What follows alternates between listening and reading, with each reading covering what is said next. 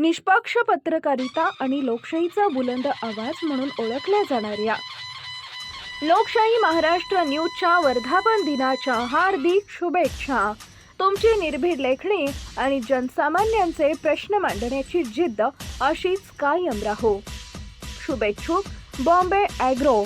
Mobile number सागर, mobile number 991930256301 आणि नरेंद्र 7875930909। शेततळ्यासाठी लागणारे कागद, मल्चिंग पेपर, पक्षी व माशांचे जाळी, शेडनेट, बेदाणा बनवण्यासाठी व पॅकिंगसाठी लागणारे सर्व साहित्य।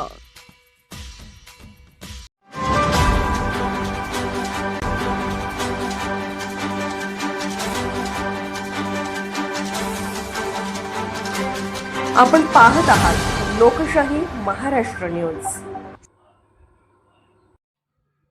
जत शहराला जोडणाऱ्या दगडी पूल व लोखंडी पुलाला धोका। ॲडव्होकेट डॉक्टर श्रीपाद अष्टेकर यांचे जिल्हाधिकाऱ्यांना लेखी निवेदन। नगर परिषदेने गांभीर्यपूर्वक लक्ष घालून या जुन्या पुलांना पुनर्जीवित करावे। जत इथं सुमारे 100 वर्षापूर्वी दगडी पूल व लोखंडी पूल हे शहराच्या दोन भागांना जोडणारे महत्त्वाचे दुवे आहेत।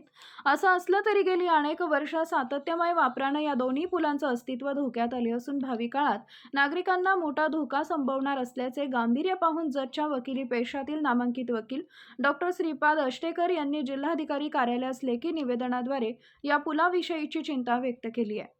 या निवेदनात असं म्हणण्यात आलं आहे की वालचंद महाविद्यालयाने दिनांक 22 मार्च 2022 रोजी एक अहवाल सादर केला असून यात लोखंडी पुलाविषयी स्ट्रक्चरल अहवाल सादर करत असताना स्पष्ट नमूद केलंय की 100 वर्षापूर्वी या पुलाचं बांधकाम झालं असून लोखंडी गर्डल्स पूर्णतः गंजल्यानं तो क्षमताहीन झालाय। या पुलावर पाणी वाहण्याची प्रक्रिया होत नसून साचून तो गंजमयी झालाय। पुलावरील कठड्यासह सर्व भागात मोठा गंज चढल्यानं हा पूल वाहतुकीकरता अयोग्य असल्याचं स्पष्ट नमूद करण्यात आलंय।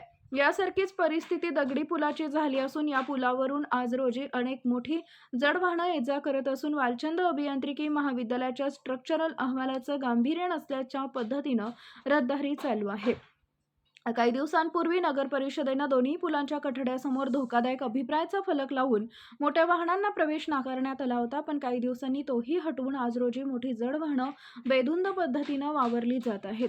यावेळी याची उपाययोजना न केल्यास हा पूल तुटून शहराचा संपर्क तुटणार आहे। यासह जीवितहानीसारख्या घटनाही घडणार असल्यानं जिल्हाधिकारी व जत नगर परिषदेनं तात्काळ जड वाहनांची वाहतूक थांबवून या पुलांना पुनर्जीवित करावे असं कळकळीचे निवेदन अष्टेकर यांनी दिलंय। लोकशाही महाराष्ट्र न्यूज चॅनलला लाईक करा, शेअर करा आणि सबस्क्राईब करा।